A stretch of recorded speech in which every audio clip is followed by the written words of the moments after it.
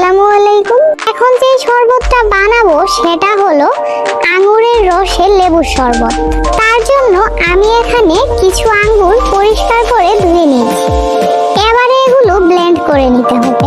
আপনি চাইলে ছেঁকে শুধু আঙ্গুরের রসটুকু নিতে পারেন না, সেই সঙ্গে আপনি চাইলে অর্ধেক আঙ্গুরের রস আর বাকিটা পানি মিশিয়েও এই শরবতটা বানিয়ে নিতে পারেন।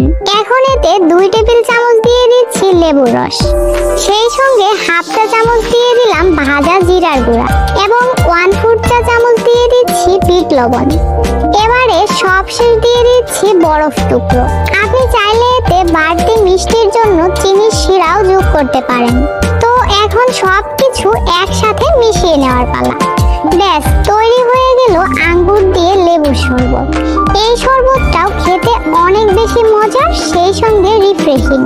অবশ্যই এভাবে করে একবার ট্রাই করে দেখবেন। আজ তাহলে এখানেই বিদায় নিচ্ছি। আল্লাহ হাফেজ।